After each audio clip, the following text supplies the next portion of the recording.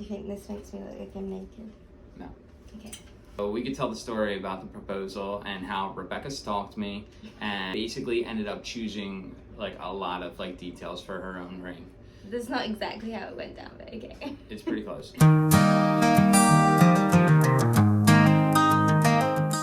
Hey everybody, my name's Rocky. And I'm Rebecca, and we have been dating for 8 years, and we got engaged last year, and we're in the process of wedding planning. We didn't realize how stressful it's going to be. It's difficult, but we're trying just to take it step by step and enjoy the little things as we go along and do it. So we thought we would document it with these Wedding Wednesdays, because literally nobody asked us to do that, but we thought it would be fun, so here we are. I guess a good place to start would be with the proposal and the ring and how I nearly said no. Yeah, okay.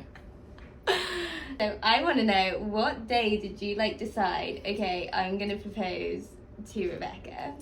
I don't know if I remember the exact day that I made the decision, but it was just a combination of, a lot of time spent dating, and I realized that I need to do this. I need to propose and get this going. So I decided I was going to start by taking a look at rings and seeing, which one spoke to me for Rebecca. So you looked at rings before you started planning the proposal? You were like, I'm yeah. going to propose, I'm going to go get a ring. Yeah, I wanted to get the ring first. Then I also had talked to somebody that I know that it takes a little while you don't just walk in and buy a ring. It's lots of steps that go into it. So I went to the jewelry store, and I was in there, and I was just kind of, talking to the woman there. Did you go in I'm buying an engagement ring, or did you start browsing and wait for them to approach you? I want to imagine that I'm there. I wish you'd filmed it, because I would have loved to. Well, I know have the seen woman it. who works at the jewelry store, so I messaged her and said I'm coming in to look at engagement rings. So it was an appointment. Yeah, and she met me there, so it wasn't like I just walked in and wandered. So I walked in, I met this woman. She was like, "Here, let me take you to the section. Here's where the engagement rings are," and she started with the rings, and things were going well. I start to look at my phone. I'm getting all these text messages from Rebecca, and she's like, "Where are you? What are you doing? This and that." And Rebecca has my location, so I realized at this point in time, once I saw all of the suspicious text messages, that she will check my location. She's gonna know I'm at Robert's Jewelers. So basically, I wasn't stalking you, and this was so innocent. People are gonna think that I stalk keep your location. She did. No. In my opinion, what happened is I said I was going offshore shopping. I was food shopping, and I was like, "Oh, I'm really hungry, I'm gonna get lunch." And I was like, "Oh, Rocky said he was offshore, maybe he wants to get lunch too." It was so innocent, I swear. Okay. And then I go on your location to see if you're still offshore, and it's at the jewelers, and I was like, yeah, I shouldn't have seen that. And I tried so hard. I was like, I'm just going to continue shopping and act like I haven't seen it. But then my brain starts doing what my brain does, and it's churning, and I'm like, how does he know what I want? And I was like, I don't know what I want. And then I was like, so if I don't know what I want, how does he know what I want? And that was stressing me out. So then I think I just started being like, hey, how are you? Hey, and then eventually I just can't not. Yeah, so eventually she texted me and said, "How are you going to know what I want if I don't know what I want?" And I was like, okay, she's on to me. She knows I'm at the jewelers, and me and her meet for lunch. We end up meeting for lunch, and she's grilling me about what I was just doing, this and that. And, all this conversation. It's really romantic. All this conversation back and forth between the two of us. And I just said to her, "Rebecca, if you're this concerned about and you don't know what you want, why don't me and you will go to the jewelers together so that you can pick out what kind of cut But I didn't want to pick it out. I didn't want to to pick it out, but I she wanted him to pick the ring, but I me. wanted to know that we knew what it would look like. Yeah, she wanted me. I'm a very visual person. I need to see it on my hand. Yeah, she wanted to lead me to what I think wanted. I did you a favor here. You did yourself a favor. But then we went to this one jeweler's. So you took me to this one jeweler's, and I was like, let's just try on the shapes, and I just want to pick a shape. Anything else, you can do whatever you want. So we go to this jeweler's, and they were terrible. They had nothing. I was like, can I try on a round cut? Can I try on an oval? And they're like, oh, well, we can get them in for you. And I was like, do you not have one that I can just put on my hand now just to see the shape? And they had nothing. They did. So it was so useless that you ended up taking me back to the jeweller's that he had just been at shopping. Yeah. So the lady, Judy, she's there and she looks at me and she's like, hi, Rebecca. Like, yeah, and what I'm are like, you doing I'm like, here? Judy, I'm sorry. Like, I know we just had this hour-long meeting, but here's Rebecca, like, and she wants to, like, kind of look through, like, everything and see what she likes. When she sat me down, she's like, don't worry, I'm crazy too. And I was like, I'm not being crazy. I'm just, I just wanted to see. Anyway, I think it was really useful because I thought I would want a round cut diamond, a circle. Yeah. And I put it on, obviously gorgeous, it's a diamond. And then I was like, oh, let me try on other shapes. And as soon as I put the oval on, I was like, absolutely love oval on my hand. And even you said that looks really nice. Tried on like loads of different cuts, different shapes, and like nothing compared to the oval. So I was like, okay, definitely oval then. And she looks at me, she's like, are you sure? And I was like, yes. And she's like, I'm just gonna go make a phone call real quick because you'd ordered in round diamonds. Yeah, I had her order 5 like different round diamonds so that we were gonna take a look at the round diamonds.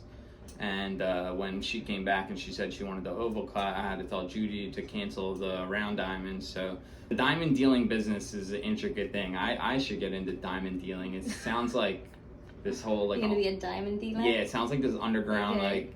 Hey, that means Yeah. maybe more diamonds for me, so I support. Yeah, so. I picked the cut and then I was like, all right, the band, I want everything else, absolutely everything else. I just picked the shape and I said I want it to be you and you do whatever you want to do. And I was honestly happy with whatever because I feel like what makes it special is that it's what you chose, even though I chose the shape. But, and we left it at that. So then, like, from there, how soon did you, like, pick the ring? How many times did you go back? So basically, at that point, Judy ordered 5 oval-shaped diamonds in. So instead of having the 5 round-shaped diamonds, she ordered 5 oval-shaped diamonds. So then when I went back in, she had them all, and we just kind of went through them. And, some of them were, like, a size, like, they're all different. So some of them are better quality diamonds, and they were a little bit smaller. Some of them are a little bit worse quality diamonds, and they were a little bit bigger. So what's mine? So what ended up happening was I ended up turning all 5 of those diamonds down, and I sent them back for a bigger diamond that was a better quality. Wow, so you balled out. Yes, definitely. You must really love me. So then how soon between the time that I came and tried on did you get the ring? What was that time frame? probably like 3 or 4 months, Okay. at least. And so then you went and picked it up. And then what did you do with it? So I talked to my mom and I was like, hey mom, like the ring is in. Would you like to come and get it with me? Did she know about it before?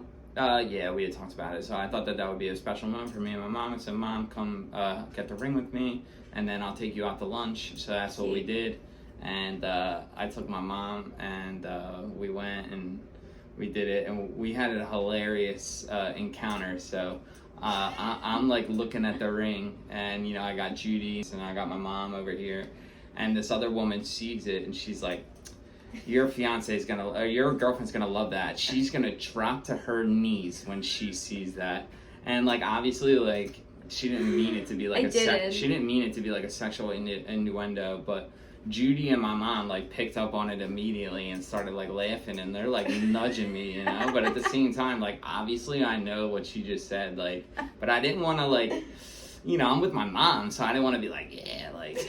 Why would you have done that anyway? I don't know, like, I don't know. So anyway, so they're like, oh, that just went way over his head. And I'm like, wait, he's innocent. Of course that went right. Anyway, so that was awkward as hell. But, so we ended up getting the ring. It was beautiful. Everybody was really excited for me.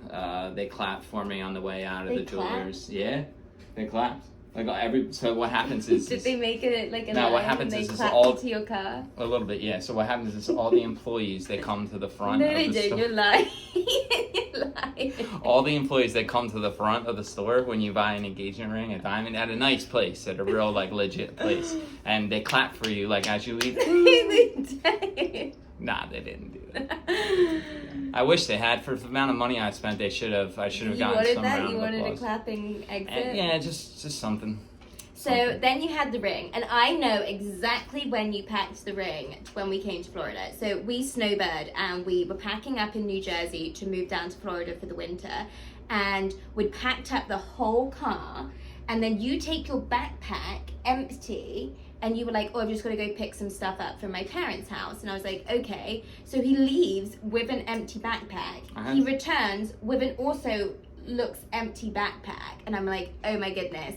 He's got the ring in the backpack. That's all that's in there. Speculation. And then you went and put it in the upstairs guest room. And still to this day, I am so proud of myself for not going up there and opening up that bag. Wow. I think that was really good of me. Good job. So I didn't look at it, but I knew it was in there. Yeah, so I packed You put it in the backpack and you put it in the upstairs guest room. Yeah, and then I brought the backpack to Florida and I hid it for a couple months. And I started to formulate the plan of the engagement and how like this was going to go down,